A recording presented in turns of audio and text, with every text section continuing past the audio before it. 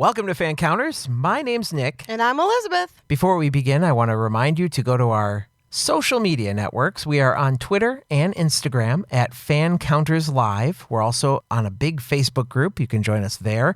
And you can email us at hello@fancounters.com. Today, it's going to be a big show. It's a big show. Big show. Last week, we had silver medalist Chelsea Memel on the program. Now we're going to go to gold. We have a gold medalist on the show. Are you excited? I am excited. I happen to adore this person. Today on Fancounters, we're talking to the most recognized male figure skater in the world. Olympic gold medalist Scott Hamilton has won 70 titles, awards, and honors, including an Emmy nomination, induction into the United States Olympic Hall of Fame, and he's a privileged member of the World Figure Skating Hall of Fame. New York Times bestselling author Scott Hamilton is joining us today to talk about his new book, Finish First, which is available everywhere books are sold. I really enjoyed reading this book, and I came away inspired. The quote, "The only disability in life is a bad attitude," is not only featured on his website, but it sums up this book in one sentence. Scott is committed to pursuing excellence and living his days to their fullest potential. So sit back, relax, and enjoy this inspirational conversation. Coming to you from nowhere near the entertainment capital of the world, this is Fancounters with Nick and Elizabeth on the Podfix Network. There was this mob of people, and they're screaming my name. Crazy fans. Stop following me. Don't come around my house. If you do, the cops are going to be at yours. I think this guy wants to fight me. Ended up being a fan. I continually will get stopped. Can I take a picture? We're going to, oh my God. I definitely declined signing body parts. Oh, I don't want to go there. I'm the only one that's ever spit on Sam Jackson and lived to tell about it. That's why we call it Fancounters. I don't think you're going to last on the air very long. Well, Scott, I'm glad you're here. Thanks for being here. Well, I'm so grateful for the opportunity, and thank you for having me. It's just going to be fun. Now, I read that you once calculated how many falls you've taken throughout your skating career, and you estimated it somewhere around 41,000 times.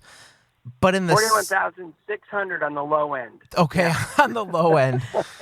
In the same breath, you're also quick to note that you were able to get up over 41,600 times, and you never gave up on your pursuit of excellence.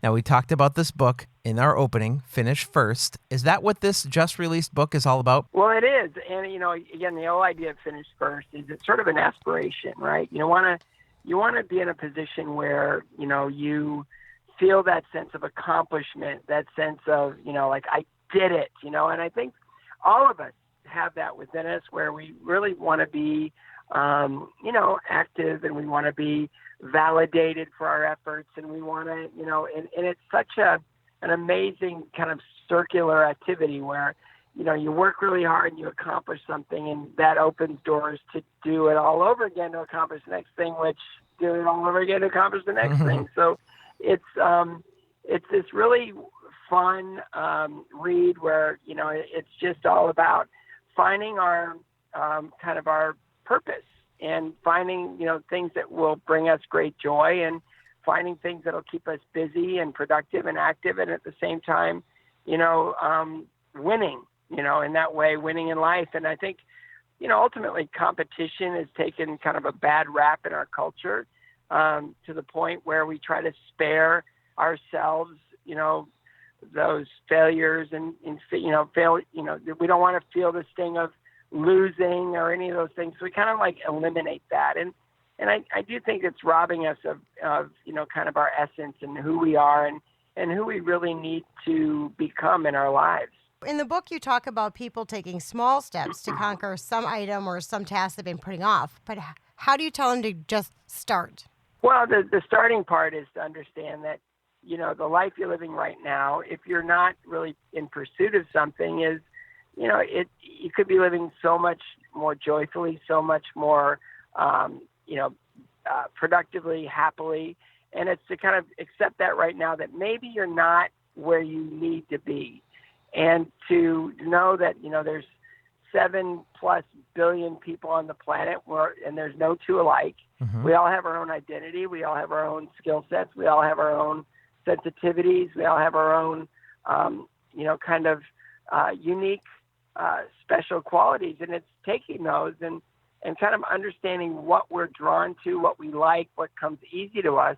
And it's leveraging those into doing something bigger, more remarkable, more spectacular. And in that way, really living a life that maybe we didn't see before, that really brings us greater happiness and greater joy.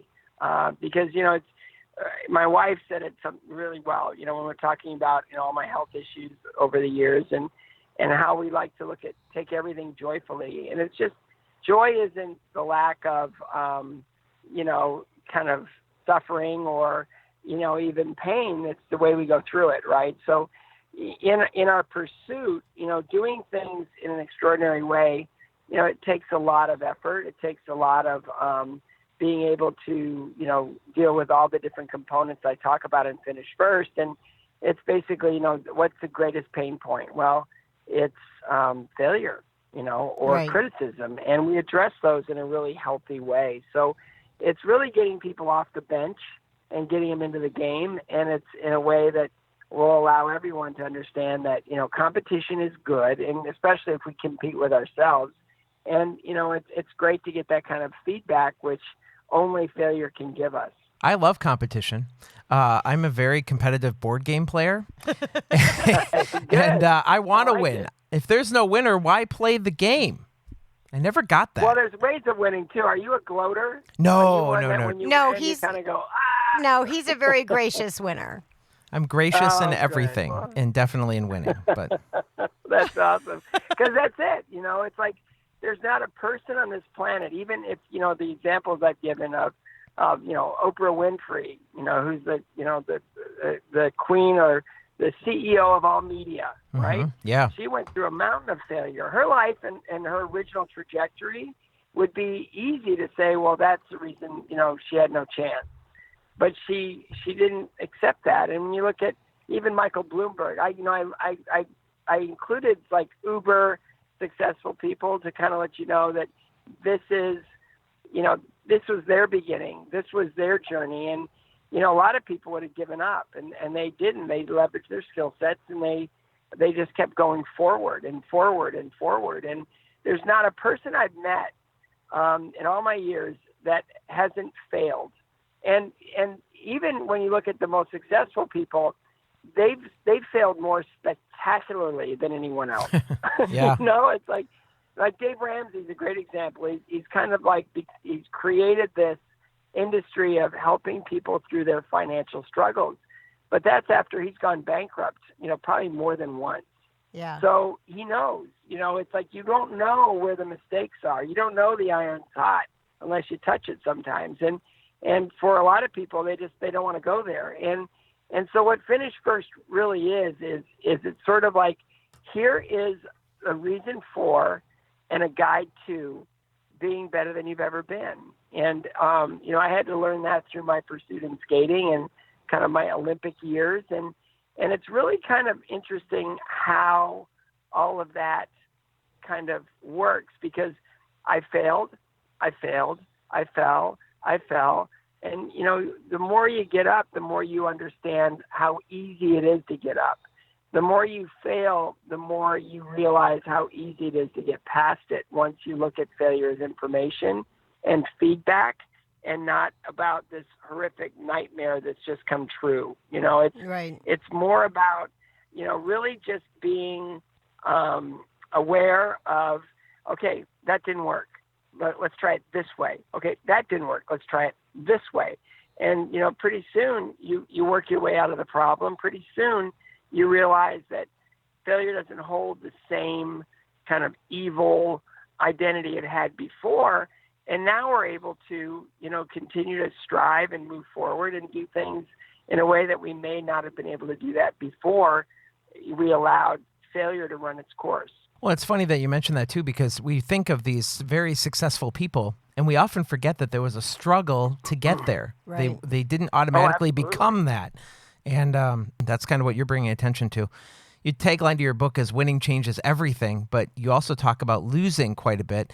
And we've talked about, turning these losses into failure.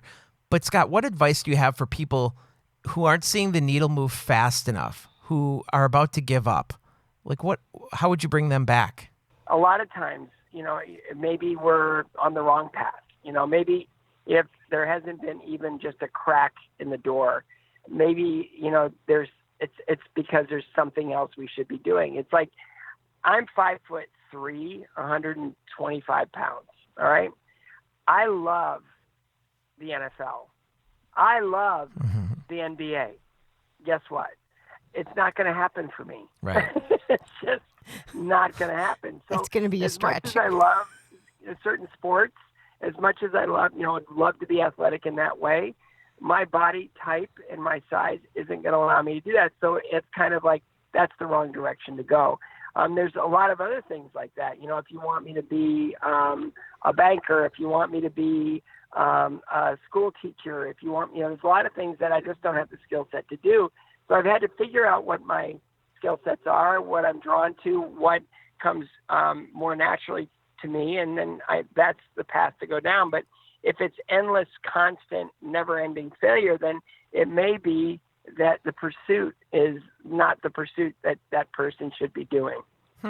Okay. So let's talk about that a little bit. But what about the people who try to bring you down or squash your dreams? I mean, how do we tell people to do that? I mean, because obviously that's not an easy conversation. No, but it is in a way. I mean, and again, it comes out of a lot of processing. It's when I talk about critics, and critics, my goodness, they're everywhere, especially if you're active in social media. You're going to get, like, yeah. Think about it. I mean, how many times has you read something that is directed towards you that's absolutely violent hatred?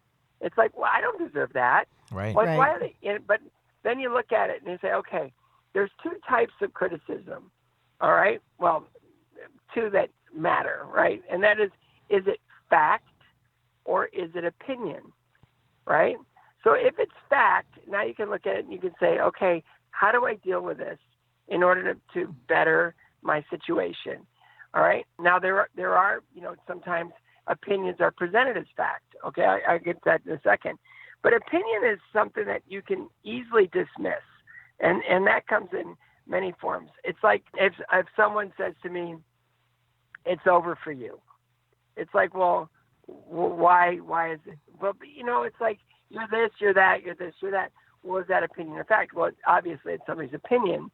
So where does that opinion come from? And then you can just sort of process the information of, well, if it's somebody's opinion, who are they to tell me how to live my life? Yeah. All right? Yep. But if it's fact, that's based in something else. So if I'm doing something wrong and somebody, gives their criticism and says, here's what you're doing, and it's like, well, okay, you're right. I need to do it a different way, or I need to handle this in a different way. I had an international judge tell me in the late 70s when I was starting to figure things out. They said, it's really nice. She said this to my coach. It's really nice that Scott's doing better. However, he has to understand that he's too short to be competitive internationally. It's like, well, okay, how do you fix that? It's like, yeah. So I had to look. I processed it, and it was like, okay, am I too short to be competitive internationally? Well, the last guy before me from the United States to win an Olympic gold medal was David Jenkins, who's about my height. Okay. All right. So it's that judge's opinion. All right. Well, okay. So does that still hold any kind of validity? Well, in case it does, here's what I'll do. I'm going to wear one color from top to bottom so that there's no breaking in my line, so that I can give the illusion of extension and size. And that's the best I can do. But in the meantime, I'm going to jump as big as I can jump. I'm going to skate as fast as I can skate, so that I'm not looking like I can't jump as big as the other guys, or I can't fill the ice as well as the other guys. And it's an amazing thing, when you believe, like if I act like I'm taller, maybe people will buy it. Sure. Who knows? Okay. But I was able to put a run together. Like if I'm not going to be competitive internationally, I went to the Olympics in 1980 where I came in 5th, which was a finish first for me because I wanted to be 8th. I thought 8th would be a huge victory. Okay. And so 5th was beyond. That was a big finish first moment for me.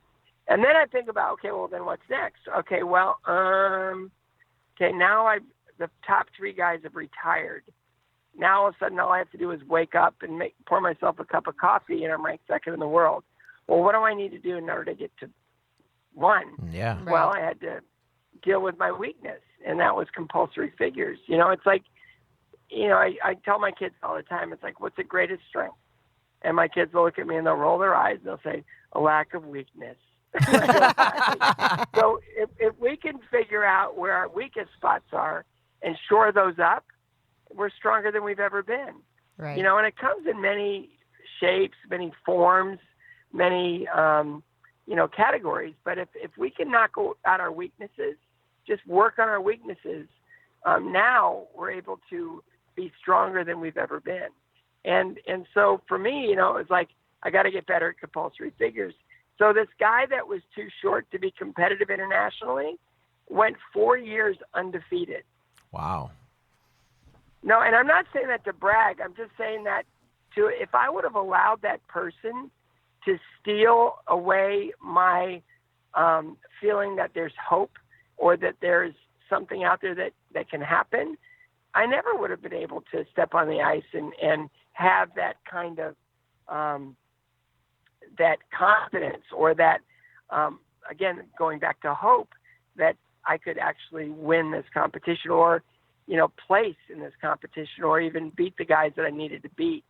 And so in Finish First, I really try to address all the different, challenges, pain points, all the different, things that give us the excuse of not moving forward or of being active in our pursuit. Because my coach would always tell me, it's like, if I were late to a practice, he'd say, don't give me excuses, offer reasons. And it's like, okay. All right. What I was about to tell him was definitely in the category of excuse. Right. Give me reasons. All I want is reasons. Give me a reason. Why didn't that happen? I want a reason. All right. Well, that changes how now I'm like personally responsible. Now I can't have excuses anymore. I have to have reasons. Right. And when you eliminate excuses, it changes, a lot of how you go after things. It's remarkable. Very true. It's really no surprise you kind of wrote this book about living joyously. Your smile, it lights up the room. And I can even tell now, just you've got to be smiling while you're talking about all this stuff. So I love it. I love everything. Has this and it, I do. It's like, I'm building a skating academy now. I've been doing it for 3 years, and we've done really well at, the basic skills and learn to skate. And a lot of those skaters are going, kind of through and, learning, and we've got a lot of people interested in our program. And a lot of the people don't get us yet, they're all about hard work and discipline and cracking the whip. And it's like, no. We're about it. Love what you do and treat what you do with that love and with that respect, and you're going to be all right. It's not all about cracking the whip and this forced march and all these other things. It's, when you think about hard work and discipline and sacrifice, those all have negative connotations. For me, it's all about commitment and repetition. If you're committed to a goal and you're really willing to repeat the steps it takes to get there, you're going to be fine. You're going to be 100% fine. And it just comes down to, I was giving a speech, a Finish First speech to a bunch of college students. And I go, here's the deal. I phones aren't my favorite. I think phones are a time suck. But here's the deal. I'm going to give you guys permission to get on your phones right now and think about an hour every single day that you can carve out that doesn't exist to anyone else but your pursuit. That's it. Just carve out an hour a day just to get started, and then pretty soon that hour will start growing because you're going to realize that now I have permission not to have to react and respond to every little thing going on in my life, but I can actually plan and plot and carve out that hour, 2 hours, 4 hours, whatever I need in order to reach my goal. And in the book, I tell a story about a drummer. He had to work full time. He had this dream of being a drummer in Nashville, which is a very competitive market. And it just came down to he rented a storage area, one of those storage areas. Yeah. And he kept his drum in there, kept his drums. And every day after work, he would go for 4 hours and just bang on his drums to get better. And It's if not gonna somebody bother called and anyone. said, hey, we're going to a movie or a party or something, he'd say, I can't. I'll do it on the weekend, but I'm drumming this week every day. And when we do that, when we set, we carve out the time and we allow ourselves the opportunity to pursue a goal, my goodness, it all becomes much more clear, much more possible, much more attainable than if we had just said, well, we're going to be reactionary in our pursuit and just make time when time, presents itself. Have you always had this winning attitude, though? Or was there an event in your No. life where you thought, I'm going to make this conscious choice to be positive? I mean, where did that come from? No, I came out of a mountain of losing. Man, I was a very accomplished and very dedicated loser for a big chunk of my skating life. And I guess the reason I felt like I could write this book was because I understood the process of losing. I understood how it happens and why it happens. And because I had those experiences and I was able to work my way out of it, I figured, look, I was, an unwanted child. I was adopted at 6 weeks of age. I was adopted by 2 school teachers who really had limited means. I grew up in northwestern Ohio, which had a brand new skating rink when I started that didn't have like world-class coaches or any history of creating, champion level skaters. So, none of that would, I was sick as a child too, so I didn't have any physical development. None of that says, oh, by the way, expect this guy to win, right? Right. It Yeah. wasn't until I got through all that, the pain of losing and the pain of the humiliation of failures and all those things, that I kind of thought, well, maybe if I did it this way instead of that way, maybe I'd do better. And, it happened. I was 9th out of 9, my first nationals in the novice level. I fell 5 times in my long program to come in dead last. The next year I went back with all this determination. I came in 9th out of 10. But honestly, the guy that came in 10th, probably shouldn't have been there. And then I went up to the junior level figuring, the worst thing that can happen is I keep coming in last, right? And I beat 2 guys. And it was like, whoa, I beat 2 guys. I finally, beat 2 guys. And so the next year, my mom was diagnosed with cancer, and she just said, we're broke. We don't really have any money left to keep you in skating. So you have 1 more year, and then we're going to call it quits. And so I said, okay. And so that year, my coach who I'd been working with retired. And so I was working with a new coach who had a little bit of a different kind of whip with a better sting. Yeah, to I was it, going to say, so I figured, in the book you describe him as just a different approach on how things are going to work now. oh yeah, a much different approach. I'm going to, definitely humiliate you and berate you in front of your friends and your peer group if you don't toe the line. And so I just said, well, might as well. I got 1 year of skating left. I have nothing else going on. I might as well work and do what he tells me to do. And so I did everything he told me to do. And I went to the nationals, my last final competition I was ever going to compete. And I was only in the junior level. And I won. I won junior nationals. I never beaten anybody. Wow. Guys. And I won junior nationals, which caught the eye of a coach who was coaching a young lady that year named Dorothy Hamill to win the Olympic Games.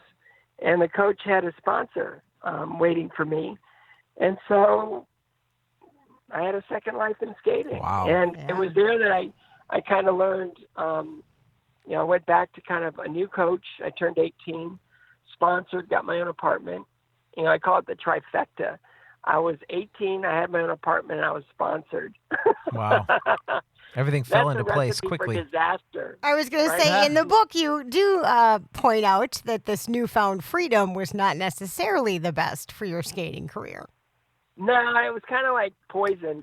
So what happened was I went out and I went back into my 9th place ways at nationals. I went out and I threw up a total stinker in the long program, and I dropped from 5th to 9th overall.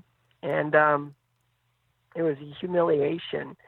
And the worst part about that was, my mother, who was the center of my universe, right after that competition, she succumbed to cancer. And so that was the last time she ever saw me skate, which was horrific. And I can't even tell you just how she sacrificed everything to keep me in skating. And I responded to her sacrifice by phoning it in, basically, except for that 1 year where I won junior nationals. And so the morning I lost her, I just went for a walk, and I was like, what can I do to mourn her properly? What can I do to honor her? And the only answer I could think of was take her to the ice every single day with you and be accountable to her and her sacrifices, and be accountable to her, to her. And so every day I was the first one on, the last one off. Every day I started figuring out how to put the time in more appropriately. And the next year I was 3rd in the nation, 11th in the world.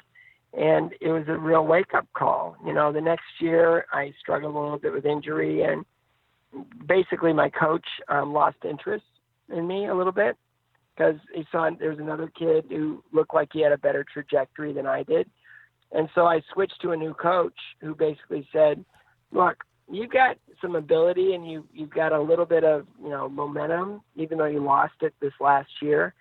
But this is an Olympic year, and I'm going to teach you how to be 100% accountable and train properly. So my leash was about 4 inches long when I started working with Mr. Laws. And then each year he gave me more leash. And that first year I made it to the Olympics, came in 5th. And then for the next 4 years, we went on a tear, and it was unbelievable. And after my 4th world championship, which was a month after the Olympic gold medal, I realized that I'd done something I never even thought to dream. It wasn't a goal. It was just sort of, it just sort of happened. I never, the first year I won worlds, I thought I was so unworthy. I almost drove myself insane. It was just, but, I realized on the 2nd world championship that it's just guys. I'm just competing against these guys. Right. Yeah. And it just comes down to, they're no different than me. They get up every morning with the same insecurities and the same, schedules and the same, how can I do it better? Right. And so the mindset was, I've come this far, I've got to figure out a way to stay ahead of these guys. And, right.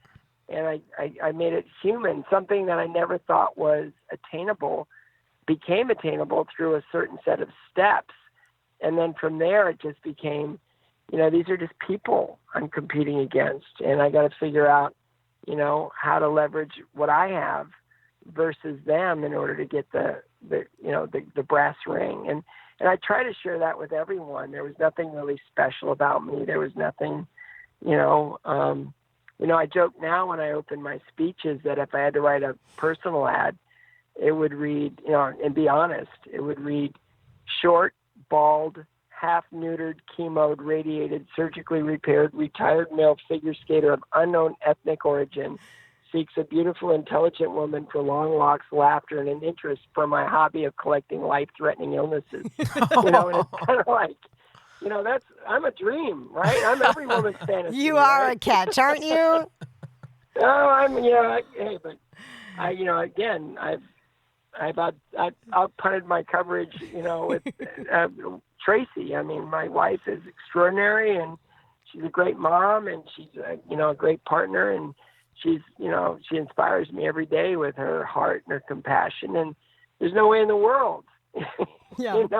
that somebody like me could ever convince somebody like Tracy to actually, commit their lives. But you did it, and that's another win. I was going to say, clearly, she saw something that you were not projecting to the rest of us, but we all saw it, too. Well, no, We but saw it's that just great like that. smile and that great Yeah. personality. And But again, you create that sort of trajectory in your life. And it changes everything. It honestly changes everything. I talk about in the book, if you're a kid who struggles in math and you just put your head down, math is, it's repetition, it's puzzles, right? If you can figure out, train your brain how to do these puzzles, then, all of a sudden that C becomes an A. Now you've earned the respect and the confidence of your teachers. And now you've earned that confidence in yourself where you can slay that dragon, right? So now it comes down to you start stringing your A's together and you realize that everything's a process of, here's what it takes for me to get that A in that class. And now, when you graduate high school, your options are different for college. When you get into that college, your options are different for job opportunities. And when you get your job, your options are different for how you want to live your life and what you can provide for your children. And it's just this thing where those small victories become larger ones, which change the trajectory and the opportunities and what your next victory is going to be in your life. And I believe that's available for more people than people believe it is. And so in creating this kind of movement or this revolution, it's sort of like, no, competition is great. And all the negative things you think come from it, where you have to invent things like participation trophies and the like, no, you don't need to do that. I use the story of my son, Max, who, he loves hockey, and he's struggled. When he first started, he's playing in the youth league, and the first game they got killed. Second game they got killed, and they keep score, right? Even if it's not on a scoreboard, the kids are keeping score. Definitely. And he got in the car and he was just mad. He was just angry, and he goes, "I hate this." And I go, "You hate hockey?" And he goes, "No, I love hockey. I hate losing." And I go, "Whoa. Well, what did you learn today? I mean, what do you think? Why did you lose?" And he goes, "Well, I don't know. I guess I got to skate faster, and my stick handling's okay, but I got to work on that. And man, I want to get my shot up in that corner of the net. That's what I want to get strong enough to get my shot up in the corner of the net." I go, "Max," that's remarkable. That's amazing that you were able to, break it down like that. I said, "What would you have learned if you won?" And he looked at me like, "Is that a trick question?" He goes, "I don't know." And I go, "Precisely." I go, "Max, these losses are incredible gifts because they allow you to see what you need to work on to be the hockey player that you want to become." And let me fast forward a couple of years. Okay, so 2 years later, he wants to make the travel team for the Nashville Predators. And there's two levels. There's the Predator Select team, which is like an all-star team that goes to regional kind of things. And then there's the Junior Predators, which is this really high advanced team where they play all over the country. And for him, becoming a junior Predator would be, just having the jacket is like me making the Olympics and wearing the rings, right? Sure. Okay. Mm-hmm. And he dreams about junior Preds. He dreams about what it would take to someday be on the Junior Predators. And so we signed him up for the Pred Select tryouts, which were on Saturday and Sunday. Well, on Wednesday, he gets a call. Last Wednesday, he gets a call, and it's from the Junior Predators coach who said, "Look, I know you didn't sign up or anything, but we have 19 players. We need 20. I learned about Max from one of my former players. Can he come out and just fill that spot?" And I go, "Yeah, it would be a great way for him to warm up for his tryouts on the weekend." So he goes out and, I watch him, he's playing, and he kind of held his own. I thought that was great. And the coach called and he said, "Max did a great job tonight." I was pleasantly surprised. I go, "Can you guys do the next 2 days?" And I said, "Well, he's got a sleepover birthday party and he can't come, the next day. But on the last day, yeah, he can definitely come." So on Friday, he goes back and he goes out. He doesn't get a lot of playing time. And I thought, well, that's okay. It's a good warm-up for the Pred Select. So the next morning on Saturday, he's going out for his Pred Select tryouts. And I get a call from the coach and he goes, "I want Max." Wow. And I got I got thick in the throat. It was like, are you sure? Because I don't think he's ready. And he goes, "Yeah, I want him." He goes, "Look, I know we got to get his speed up. We got to get some things going, but there's something about him that there's just something about the stuff that he can do that's beyond his years, that the stuff that he can't do yet, I think is going to be much more attainable for the things that he already can do that I've been coaching kids for 3 years that they can't do it. Oh, He yeah. goes, Wow. Yeah. I want him. So Max is a junior predator. Yay! Congratulations. But How old is But Max? it came out of, he's 10. That's awesome. So it's, the 08, it's his birth year, so he's got a lot of work to do, and he's gonna fail a lot in this pursuit.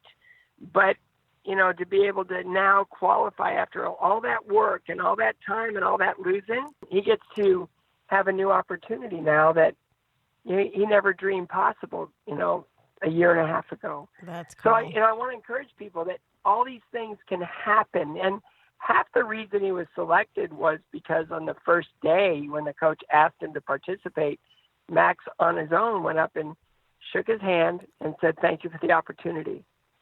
Yeah. Well, see, that's you. That's good showing parenting. Through him, though. Yeah, that's good exactly. parenting. So, striving to win was necessary to your survival after living through conquering testicular cancer and 3 bouts of brain tumors. What were some of the most... I'm lucky in cards, too. Yeah. What were some of the most important people or ideas that got you through those diagnoses and treatments? Well, the first cancer is my mother came back all at once. It just came back to, I was scared. I remember how she succumbed, and the fear was extraordinary when I was diagnosed, because it was 20 years almost to the day that I lost her. But then I remembered her saying things like, "Oh, this chemotherapy, wow, I've finally found a way to lose all this weight." Oh, no. And then she'd say, "Oh, this chemotherapy, I've wanted to quit smoking all these years, and now I have no desire. And oh, this chemotherapy, my hair has always been a burden, and now these wigs are so much easier." And I realized that she taught me, without even knowing it, she taught me how to go through cancer. Right. So I didn't want anybody to come into my room unless they made me laugh first. I Okay. didn't want it to be a sad situation. I wanted it to be something where I could look back on it and remember all the giggles and all the laughter. And my nurse figured out pretty early on that, I wanted to be treated differently. And so she basically treated me like a pediatric patient. I was 38, but she treated me like I was 8. And she'd decorate my chemo bags, and she gave me like SpongeBob and Scooby-Doo Band-Aids, and I had banana popsicles in the freezer in my room. And she'd walk in every day with a chemo bag, and she'd go, "It's party time," And I realized that I could own my experience, and it was my mother gave me that. And then when the first brain tumor came, my wife, when Tracy and I were dating, we got to a point when we realized that this is good, and we didn't want to know a day without each other. It just became that. And she said, when we were dating, she goes, "Look, we're at a point now where I have to ask you a serious question." I said, "You can ask me anything." And she said, "Where are you in your relationship with Jesus Christ?" And I said, what any smart guy would say, "Where do you want me to be?" And so, I had my own faith structure, but being an athlete, I thought there were rules to the game. What are the rules to this game? And it's not really a game. It's faith is its own discipline and its own remarkable, phenomenal awakening. And when I went to her minister, I laid it all out for him. Here are my objections. Here are my concerns. Here are my misunderstandings. And he said, "I couldn't agree with you more. Let's walk through these together." And he got me to a place where when that first brain tumor happened, I didn't know how to tell my wife and my young child. My goodness, he was 11 months. No, I'm sorry. He was 13 months when I was diagnosed. And I just said to Trace, she goes, "What's going on?" I go, "I have a brain tumor." And without even skipping a beat, not even like a hesitation, she just grabbed both my hands and she started to pray, put her head down and started to pray. And it was such a powerful moment in my life that I knew that this is changing the trajectory of everything. Mm-hmm. So from there on, faith changed everything. So brain tumor number one was radiation, and I realized now that I was meant to have that experience so that I could compare all the new technologies to that technology, and what proton therapy would have meant to my life back then. I had more of a traditional radiation, which, traditional radiation is just the nature of the beam. It doesn't stop at the tumor. It continues on into the healthy tissue. And the status quo in cancer has always been, collateral damage is acceptable. That's just chemo, Right. radiation. But now when you see the emergence of immunotherapies, targeted therapies, and proton therapy, you realize that the status quo doesn't necessarily have to be the end-all, be-all. There is a better future for people living with cancer. And so, going back, the second time the brain tumor presented itself, it was like getting kicked in the stomach. It's like a cancer, brain tumor, now another brain tumor. And this time it was surgery. And my attitude going in wasn't quite as hopeful. I was almost like throwing up the white flag saying, God doesn't owe me a day. I'm okay. If this is it, this is it. And I had this negative mindset. And sure enough, the surgery didn't go as well as it could have. And I developed an aneurysm, and 9 procedures later, they were able to obliterate the aneurysm, and I went back to life. But I lost about 60% vision in my right eye. And, it didn't go like I wanted it to go. And I realized that I was experiencing something profound. Like how you go into things kind of determines the result. And so I got back to life, and then 6 years later, a pattern has emerged. Yeah. 04 brain tumor, 2010 brain tumor, 2016 I go in for my routine scan, and they go, there's something there. And I'm like, oh man. And all I heard in my mind, I don't know where it came from, was get strong. Yes. And I was like, oh, okay, I'll get strong. I don't know where it came from, but I came in with now a new medical option, where there's a targeted therapy that will shrink the tumor. And it's like, it's not a cure. It's just sort of a treatment. And I'm like, what are the side effects? And they told me, I'm like, Then they said I could do surgery again. It'll be more complicated because we have to go around the last surgery and dismantle a lot of the things that were built, to shore up that part of your brain. And I go, what else is there? And they go, well, proton therapy. But since I have the radiation, I'm not a candidate anymore. So I go, okay, well, thank you for the options. I'm going to go away now. And I'll come back, and we're going to keep an eye on this thing. And they were basically saying, you don't want to treat it. And I go, no, we're going to keep an eye on it. We caught it early, so I'm just going to keep an eye on this thing. And I changed my diet, I changed my exercise regimen, I changed everything to get strong, physically, spiritually, emotionally, mentally, everything. Just get as strong as I can be. And I went back 6 months later. They scanned it, and they said, wow, this is good. It hasn't grown. And I'm like, well, okay, I'll just keep doing what I'm doing. And so kept doing what I was doing. And, prayer was a huge part of that. And then I went back 9 months later. They shot it again, and they said it shrank.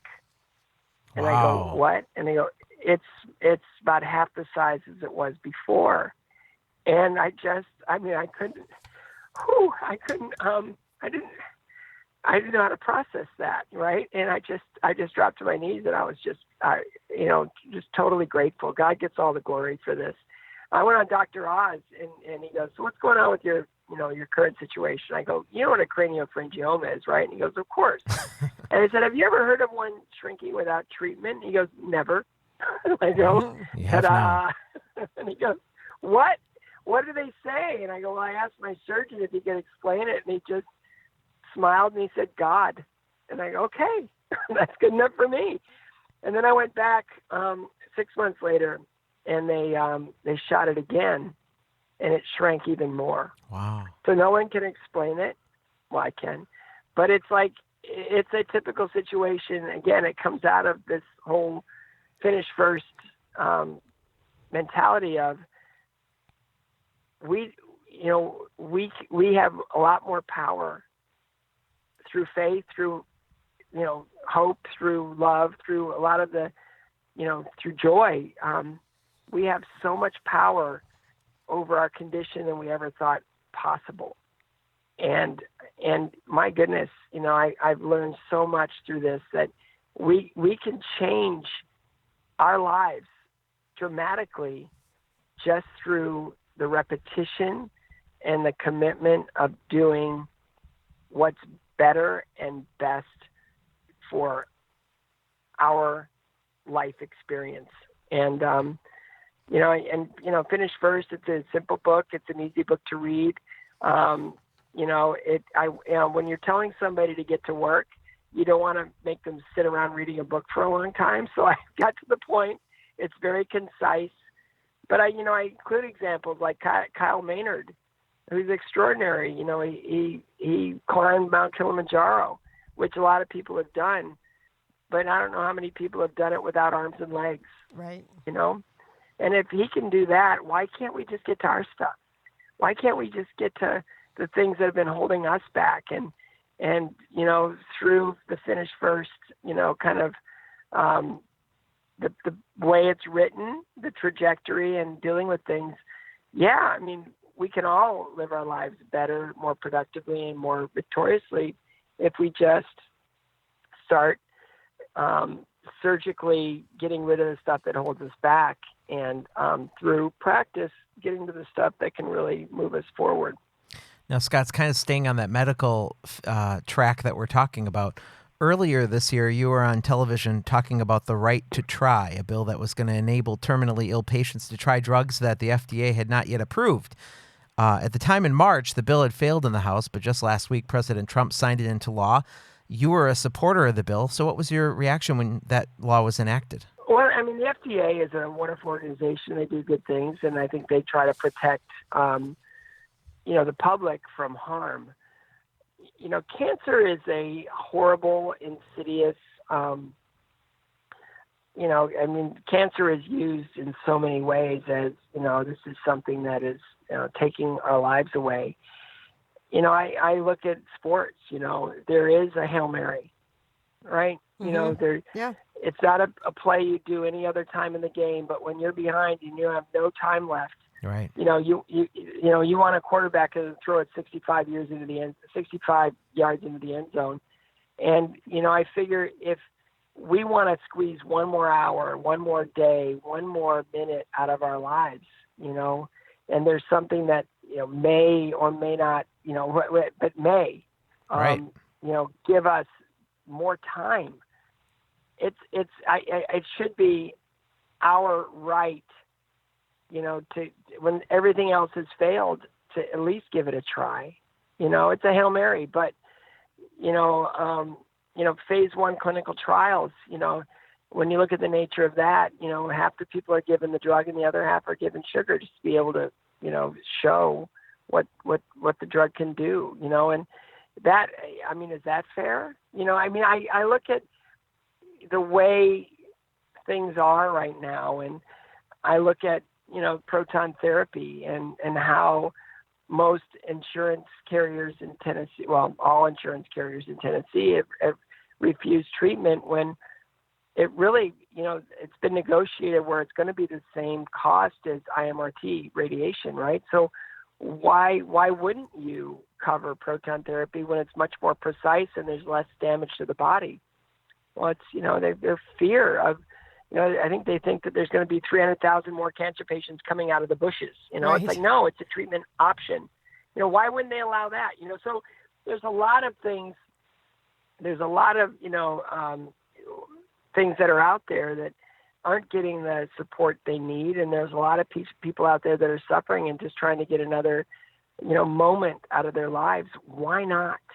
Why not? And I understand the FDA argument that it exists to save people from harm. Right. But if you have no chance and there's nothing else out there, why not? Agreed. Why not? Agreed. So the name of our show is Fancounters. So we can't not talk about fan encounters with you because you've had now a good long portion of time that you've got to have some fans. So we love hearing about our guests' experiences with their fans. So have you had any that you find to be memorable? We also like the really weird ones or the kind of, just off the wall ones. We've had some doozies on this show. Well, I only have two rules. I'm very much an open book, right? I'm really, like last night we had an event. It was for Alzheimer's. Brad and Kim Paisley hosted an event in Nashville, and it was really fun. And we went. So there's a lot of fans that go around the back door of the Wild Horse, and I went. And I spent time, and I signed, and I took pictures and everything else. And then after the show was done, we're all getting in our cars and leaving, and it's kind of like messed up because of valet parking and getting cars in and out, and they pulled my car around. It was time to leave, and the same people wanted me to come back and do everything again. And I was like, okay, I got to rush. Okay, I got to do this. So I felt like I don't ever want to rush through, and do those things. I want to take time and do all that, but I couldn't last night. So I kind of left there with a little remorse, even though there's the same people I already took pictures with and all that. But here are my two rules. I'm really good with everything, with everybody. I'm always happy to spend time, and it's like I'm not like Tom Cruise. I don't have really, I'm not that level of celebrity or whatever. But there's only two rules. One, if I'm having dinner with my wife, don't sit down at my table.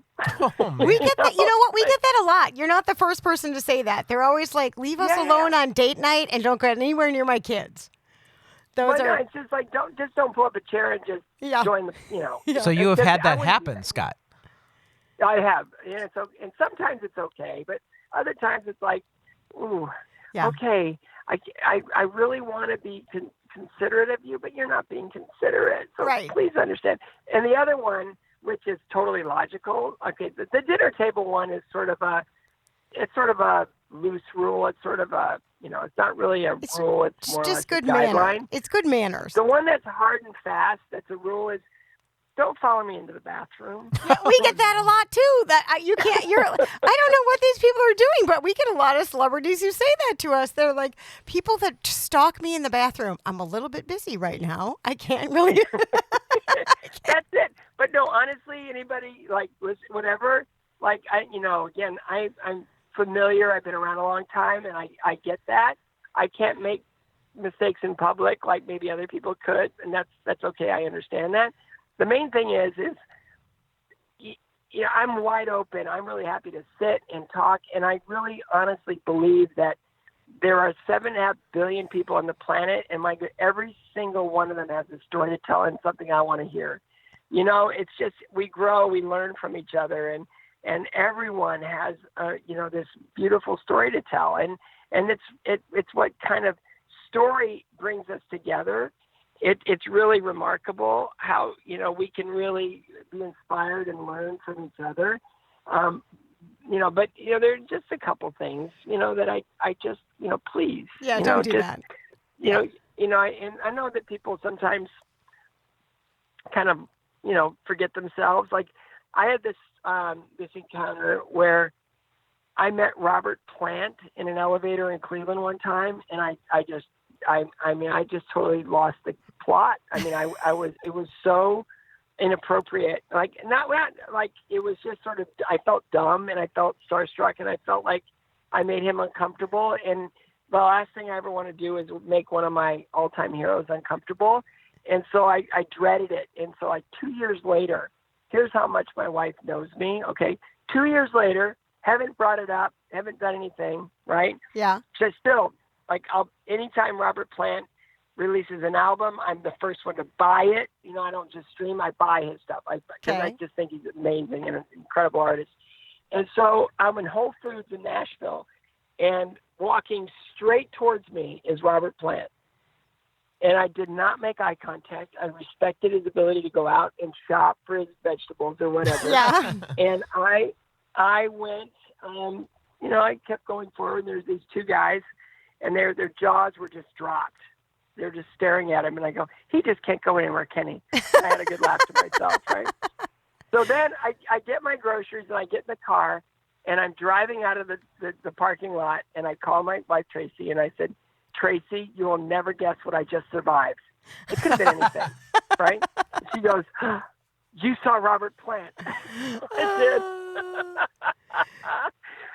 It's just, she knows how, like, to this day, like right now I'm starting to sweat because, like, I'm thinking about what a bonehead I was to Robert Plant. And, like, she knew, like 2 years later, I go, you'll never guess what I just survived. And she goes, you saw Robert Plant. I go, I did. That's funny. Now, when you were skating, obviously you had fans. We can see people throwing roses and teddy bears and things on the ice.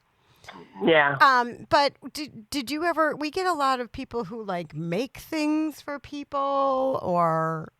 Yeah, I mean, there were some really good ones. There was a little girl in St. Louis. Every year I came, she would make these, they're called soakers. They're like cloth guards that soaks up the moisture so your blades don't rust. Okay. And every year we come to St. Louis, she'd make me a pair of soakers. And I always thought that was really sweet. And then, there were, other people that, make paintings and drawings and things like that. And they're very sweet. I don't know what you do with that stuff, but it's very sweet. It's really, it takes a lot of time to do that, and I respect it. And there were other times where one family, they were in Rochester, New York, he went to work for Ray-Ban. So he'd come to the Stars on Ice, and we'd all get to pick out a pair of sunglasses, and we thought that was really cool. Oh, that is nice. There are a lot of people out there that are very thoughtful and very generous, and it's great. It's, the times that I get kind of like shy and kind of like uncomfortable is when, there's a fan and they don't have that filter where they kind of understand boundaries, Right. And so it's just like, they sit at your table, they follow you around, they just want to talk and it's okay. It's been going on for 30 years, and it's good to see them. And I just don't know how to, sometimes I don't know how to interact, but that's fine. And it's there's a lot of really good people out there. I have a pen pal in the Army, and and she's great. She writes me probably once a week, and email. And I always joke that my Army pen pal is the one that's a court stenographer, right? Who can write a 5-page email in less than 10 seconds. And it takes me, 10 minutes to read it. Right. Which is fine. But I've been really lucky. Skating is a great industry, and there's a lot of people that are they just love the sport, and they love the skaters, and they love the ones that they love, and it's really remarkable, and I'm grateful for those people. And in Nashville, there's more celebrities per capita than any other city in the world, and there's this code of conduct, and people come up and they go, "Oh, are you that skater?" And I go, "Yes." And I go, "Well, now what church do you go to?" I tell them, I go, "Well, you just have a blessed day," and that's it. Yeah. They're interactive without being intrusive, and it's really wonderful. And it makes the experience where people can go anywhere in this town, and they know that they're going to meet a lot of people, of course, but it's not going to be uncomfortable. Right. It's going to be really very conversational and brief and respectful. Now, Scott, before we let you go, I really want to promote your charity, your cancer charity. It's at scottcares.org. And I love the logo. It's an upside-down blue cancer ribbon because you're famous for those wonderful backflips. Yeah. Coming up this November, you've got your 3rd annual Scott Hamilton and Friends Evening in Nashville, hosted by the lovely Sheryl Crow. She was one of the first concerts I ever went to. You can get tickets at Ticketmaster.com, but what are some of the highlights? If people want to travel to Nashville to see you and this event, what can they look forward to if they come? It's really a great show of live music and the best skaters in the world. And it's really just an honor and a blessing to be able to have our biggest flagship fundraising opportunity be that one. It's really awesome. Scott, we want to thank you so much for joining us today. Your new book, Finish First, can be found anywhere and everywhere for purchase. But before we let you go, can you just let us know, where can we find you on social media? We mentioned scottcares.org, but where else can we find you? Well, I'm Twitter, Scott Hamilton 84. Pretty much, Instagram, Facebook, all of it's Scott Hamilton 84. And My website is scotthamilton.com, so people can go on there and see what's going on and, where I is and where I will be. Very nice. Well, thank you for this inspirational hour. We really appreciate you joining us. We do. Thank you for your time. Well, I love talking to you guys. You have a great show, and it was really fun just having an open conversation, and you've obviously done your homework. Yeah, and, we actually had like 22 really more questions we didn't get to. I know I talked too much. That's like my bad. Our thanks to Scott Hamilton for joining us on today's show. He was very inspirational in his journey. I can't imagine having to go through the diagnosis alone has to be crippling. And to deal with the treatments and everything like that. He's a wonderful, remarkable person. He is. He's one of those cutie patooties that I really just think is such a sweetie. And he does. He has that smile that just lights up a room. And my goodness, you go through cancer and you think that's bad enough. And then 3 brain tumors. I mean, what else more can this poor man take? Right. And he's still out there spreading positivity and his message and all that. So go out and get his book. It's called Finish First by Scott Hamilton. We've got another great show coming up next week. But in the meantime, if you're really bored, we'd love to see you on our brand new Twitter. It's Fancounters Live. You can subscribe and follow us there. We're also on Instagram at Fancounters Live, and you can join us on our Facebook group to keep up with all of our episode details. And you can search for us right there. You can always email us at hello@fancounters.com. And whatever player you're listening to this program on, if you could give us a review and some stars, maybe 5 of them. I think that's how they all work these days. That would be great. That'd be awesome. That'd be what? That'd be awesome. Oh, that's good. Okay. It's like, that's a new word. I was going to go great, and then halfway through I stopped and changed. Awesome. That's awesome. All right. Have a good week, everyone. Bye-bye. This was a podcast from the Podfix Network. You can check out more shows like it at podfixnetwork.com.